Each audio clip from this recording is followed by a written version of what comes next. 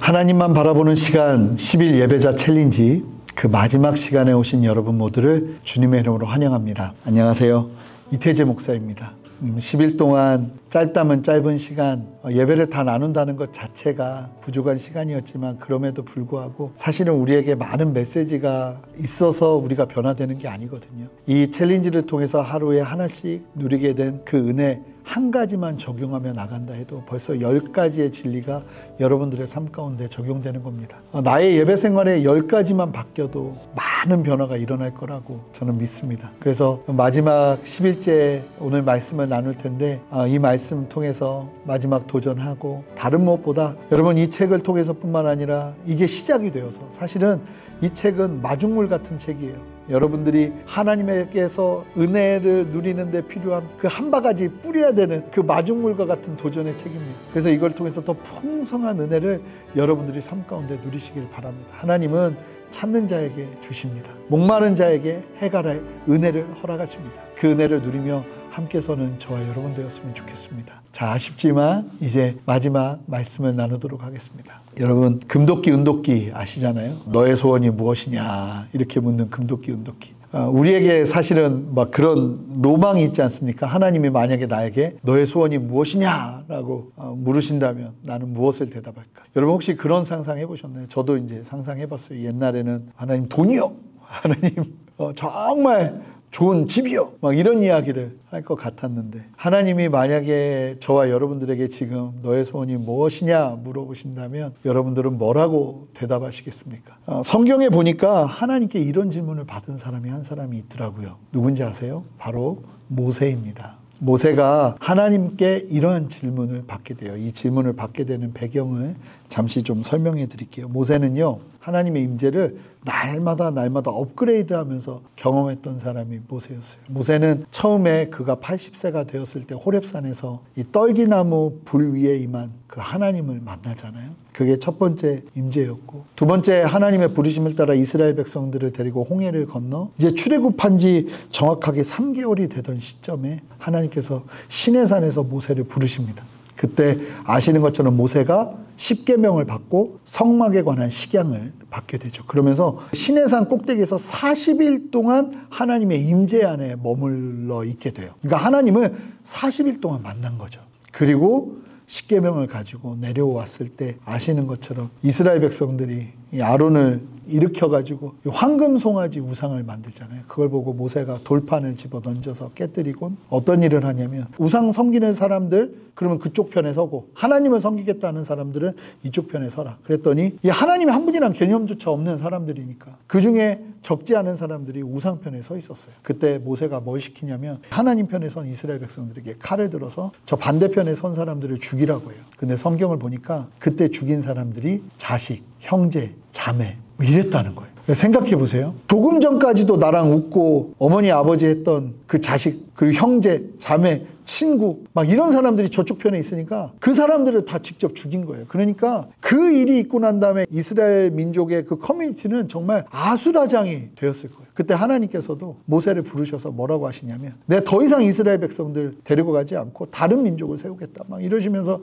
이야기하실 때 모세가 목숨을 걸고 하나님 앞에 간구합니다. 그러지 마시라고. 그러면서 하나님 앞에 전심을 다하는 중보를 하나님 앞에 해요. 그때 하나님이 모세에게 굉장히 감동하신 것 같아요. 그래서 하나님께서 모세에게 뭐라고 말씀하시냐면, 이때 하나님께서 모세에게 네가 간구한 걸 다 들어주겠다 이러시는 거예요. 그냥 마치 지금 여기서 내가 한마디만 던지면 하나님이 다 들어주실 상황이 펼쳐진 거예요. 네가 간구한 건 내가 다 들어주겠다 하시는 거예요. 그랬더니 모세가요, 마치 기다리기라도 한 듯이 하나님 앞에 소원을 얘기해요. 근데 뭘 얘기하는지 아세요? 아니, 수많은 사람들이 지금 이 사람들을 끌고 가야 되는데 리더십도 필요할 테고 돈도 필요할 테고 군사력도 필요할 테고 얼마나 많은 소원이 있을 수 있겠어요. 근데 모세가 하나님 앞에 마치 기다리기라도 했다는 듯이 소원을 얘기하는데, 무슨 소원을 이야기하는가? 출애굽기 33장 18절 말씀입니다. 제가 읽어보겠습니다. 모세가 이르되 원하건대 주의 영광을 내게 보이소서. 아니, 이게 기가 막힌 게 뭐냐면, 모세 조금 전에 40일 동안 하나님 영광 보고 왔거든요. 그러면 다른 걸 좀 구해도 되잖아요. 그런데 하나님의 영광을 보고 나니까 모세는 더 이상 그의 인생에 그것보다 더 중요한 게 없어요. 여러분, 하나님의 영광을 보고 나니까 모세는 더 이상 더 바라는 게 없어요. 하나님 영광 외에는 사모하는 게 없는 거예요. 그러니까 그 상황에서 하나님의 영광, 사실은 원문으로 보면 거의 이런 말이에요. 하나님 얼굴 보고 싶습니다. 하나님의 영광을 봤는데 그것보다 더한 갈망이 일어나는 거예요. 하나님을 더 알고 싶고 더 만나고 싶은 갈망. 그랬더니 하나님이 뭐라고 그러세요? 너 내 얼굴 보면 죽는다. 그러니까 내 등을 봐라 하고 하나님이 등을 보여주세요. 도대체 어떤 모습을 봤는지 모르지만 하나님께서 모세를 잘 보호하시면서 살아있는 채로 모세가 하나님의 등을 볼 수 있게.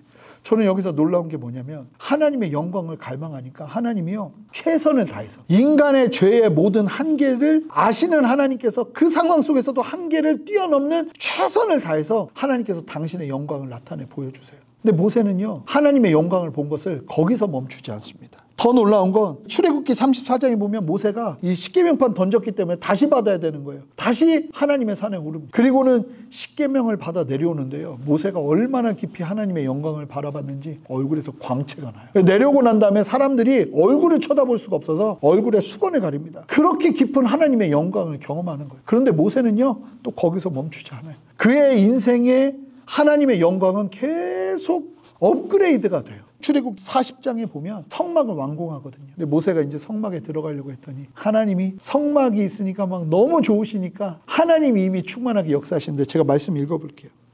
출애굽기 40장 34절 35절이에요. 구름이 회막에 덮이고 여호와의 영광이 성막에 충만하며 모세가 회막에 들어갈 수 없었으니 이는 구름이 회막 위에 덮이고 여호와의 영광이 성막에 충만하였음이며.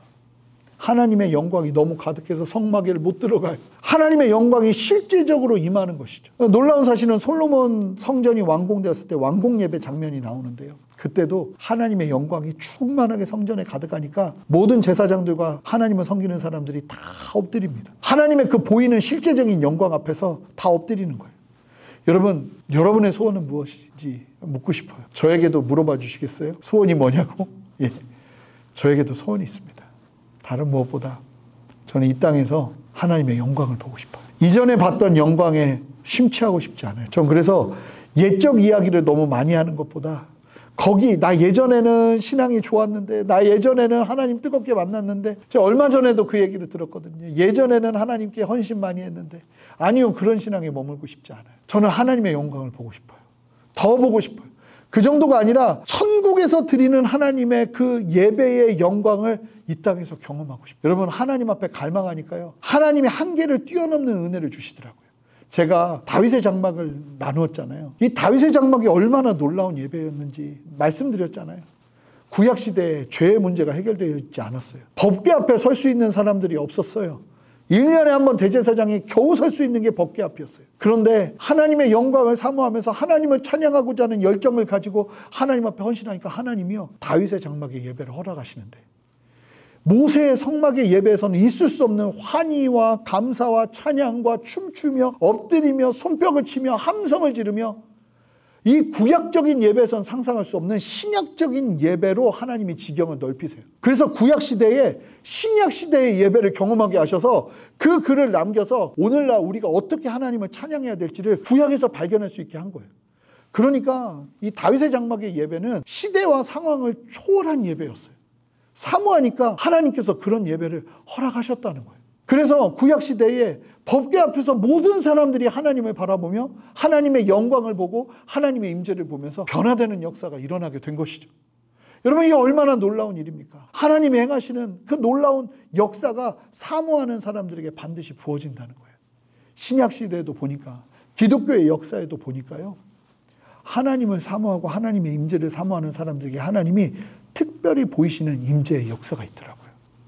저는 이 임재의 역사가 우리 안에 충만하게 임해야 될 줄 믿습니다. 하나님의 영광을 바라보면서 하나님의 영광을 어느 정도 선에 머무는 것이 아니라 저는 이 땅에서 저는 천상의 예배를 경험하고 싶어요. 천상의 예배를 보고 싶어요. 우리 교회가 지금 충만하고 은혜 충만하다고 하지만 나는 거기에서 만족하고 싶지 않아요. 히딩크 감독 같은 영성이라고 해야 되나요? 나는 여전히 목말라요. 하나님의 영광을 보고 싶고 하나님의 임재를 경험하고 싶어요. 이 땅이 마치 여기가 천국인가 할 만큼 하나님의 강력한 임재를 이 땅에서 보고 싶어요. 하나님의 얼굴을 사모하며 나가고 싶어요. 제가요, 하나님의 임재의 은혜, 하나님의 영광의 은혜를 경험하고 나니까 제 인생의 목표가 다른 데 있지 않더라고요. 하나님 그분을 더 알기를 원하고, 하나님 그분을 더 만나기를 원하고, 하나님은 그분을 더 경험하기를 원하는 마음이 제 안에 일어나기 시작하는 거죠. 저는 우리 교회 성도님들과 함께 그 영광을 보고 싶어요. 사모하며 포기하지 않을 거예요. 제가 아직 젊기 때문에 계속 이런 마음으로 나가다 보면 어느 순간 하나님께서 그 영광을 허락하실 거라고 저는 믿어요. 저뿐만 아니라 여러분들에게도 동일한 영광에 대한 갈망을 전해드리고 싶어요. 여러분들의 소원이 무엇입니까? 하나님의 영광을 이 땅에서 보는 것, 하나님의 영광을 이 땅에서 누리는 것, 하나님의 그 깊은 임재 속에서 세상과 나는 간 곳 없고 구속한 주만 보이는 하나님의 그 실제적인 영광 앞에서 엎드리게 되는, 그러면요 모든 일들이 해결됩니다. 이사야 선지자 책 통해 보셨잖아요. 우시아가 죽고, 왜 우시아가 그렇게 교만하게 행동해가지고 이렇게 나라가 어려워지고 남유다는 멸망의 위기에 처할 것 같고 많은 문제를 가지고 있었는데, 영광 속에서 하나님의 임재의 실제를 경험하고 나니까 이사야는 더 이상 좌절하고 낭망하지 않아요. 이 땅을 살지만 하늘을 바라보면서 살아가는 인생을 살기 시작합니다. 여러분, 우리에게 필요한 것이 무엇일까요? 저는 하나님의 영광이라고 믿어요. 우리가 하나님의 영광을 예배 가운데 바라보기 시작할 때 우리에게 정말 중요한 것이 바뀌기 시작하는 거예요. 이 영광을 맛보지 못하니까 다른 것을 소망하고 다른 것을 갈망하는 것 같아요. 성경을 보면 하나님의 영광을 보기 시작하는 사람들마다 다 변화가 일어납니다. 바울이 인생 가운데 그가 최고로 중요하게 여기며 가말리엘 문화생으로 인생을 다 바치며 살아냈던 그의 삶 속에서 하나님의 영광을 순간적으로 경험하자 그의 인생이 다 바뀌어버리잖아요. 빛 가운데 하나님을 만나고 나자, 예수 그리스도를 만나고 나자 설명이 필요가 없어요. 사실은 우리의 신앙은요, 설명이 필요한 신앙이 아니에요. 하나님을 맛봐야 하는 신앙이에요. 하나님의 영광을 경험해야 되는 신앙이에요. 그 신앙이 살아나기 시작할 때, 그 은혜가 살아나기 시작할 때, 사실은 제일 안타까운 건 우리가 설교를 위해서 그렇게 많은 시간이 필요할까? 사실은 하나님 살아계십니다. 하나님은 오늘도 우리를 붙잡아 주십니다. 하나님은 오늘도 우리에게 생명으로 역사하십니다. 그냥 이 말씀 자체로도 충분히 흘러갈 수 있는 하나님의 영광과 임재가 필요한 것이 아닐까? 여러분, 잘 보면 이 생명이 있으면 많은 거추장스러운 게 필요하지 않아요. 왜 이렇게 우리가 많은 형식을 가미할까? 여러분, 진짜 생명이 있으면요, 그 생명의 관계는 심플해집니다. 그런데 여러분 잘 보세요. 다른 우상들을 섬기는 경우들을 보면 생명이 없으니까 생명이 있는 것처럼 보이려고 뭘 계속 가미해요. 아니요, 그렇지 않아요. 하나님의 영광을 보면요, 심플해집니다. 우리의 예배도 저는 마찬가지라고 생각해요. 그냥 오늘 뜨거웠어. 은혜 많이 받았어. 목사님 설교 통해서 너무 좋았어. 그러니까 그 목사님 생각하고, 저는 그러한 예배를 말하고 싶지 않아요. 저는 제가 바라고 소망하는 것이 있다면 가장 좋은 설교자는 어떤 사람입니까? 좀 이상적일 수 있지만, 설교를 했지만 설교자는 기억나지 않아요. 오늘 내가 만난 예수님이 기억나는 거예요. 찬양을 드리면서 은혜가 충만했지만 사실 찬양팀은 그렇게 기억나지 않아요. 오직 찬양 속에서 영광 받으신 예수님만 기억나는 것이죠. 여러분, 우리의 목표는 그것이어야 하지 않을까요? 저는 이 예배자학교 10일 챌린지를 마치면서 여러분, 다른 무엇보다 여러분들 안에 이러한 갈망이 있었으면 좋겠어요. 이 좋은 물을 먹기 시작하면요, 좋은 물에 대한 갈급함이 일어납니다. 더러운 물 먹으면 힘들어요. 예전에는 더러운 물만 먹다 보니까 이제 그런데 좋은 물을 먹기 시작하면 사람이 바뀌게 돼 있어요. 하나님의 생명을 진짜 온전하게 맛보기 시작하고 하나님의 영광을 보기 시작하면 사람이 바뀝니다. 이 참된 은혜가 저와 여러분들에게 있기를 바라요. 그리고 언젠가 혹시 제가 여러분들을 만나는 그때 하나님 안에서 제가 이 영광을 향한 갈망을 가지고 나가다가 내가 이런 하나님의 영광을 경험했습니다 하는 믿음의 간증과 고백이 우리 안에 서로 넘쳤으면 좋겠어요. 저도 마찬가지. 저도 지금 충분한 은혜를 누린다 말하고 싶지 않아요. 지금의 영광에 머무는 것이 아니라 더 귀한 영광, 하나님의 영광을 경험하면서 하나님을 경배하면서 그분의 얼굴을 바라보고 싶은 그 모세의 갈망을 가지고 나가면서 계속 업그레이드 되고 싶어요. 여러분, 우리의 신앙은 업그레이드 돼야 돼요. 하나님을 더 사랑해야 돼요.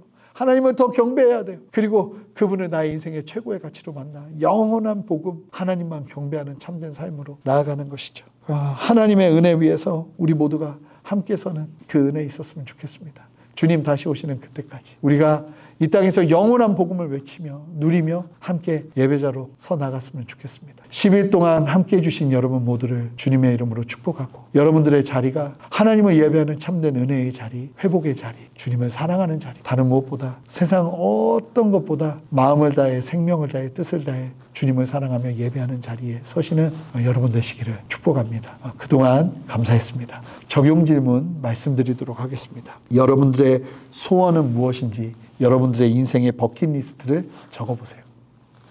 두 번째, 여러분들의 소원 가운데 다른 무엇보다 하나님의 영광을 갈망하는 소원을 여러분 버킷리스트 1번에 두기로 결정하는, 그리고 사모하며 나가기로 결단하는 시간을 가지세요. 그렇게 하나님 앞에 하나님의 영광을 사모하며 나가는 저와 여러분 되시기를 주님의 이름으로 축복합니다. 감사합니다. 기도하겠습니다. 하나님, 10일 동안 우리가 함께 예배에 대해서 나눴습니다. 이 짧은 시간 함께 나눈 예배의 도전이 한 분 한 분의 삶 가운데 분명한 은혜의 계기가 되게 하셔서 예배의 지경을 넓혀주시고, 하나님, 하나님의 영광을 향한 갈망을 가지고 이 땅을 살아내며 주님 다시 오시는 그때에 기뻐하며 하나님 감격하며 하나님을 예배하며 영원한 복음을 외칠 수 있는 그런 우리의 삶이 되게 주님 변화시켜 주시옵소서. 예배의 자리를 새롭게 하여 주시옵소서. 감사드리며 예수 그리스도 이름으로 기도합니다. 아멘. 이제 여러분, 말씀을 기억하며 하나님께 믿음의 결단을 드리고 성령 충만한 가운데 은혜를 부어달라고 함께 간구하며 나아가겠습니다.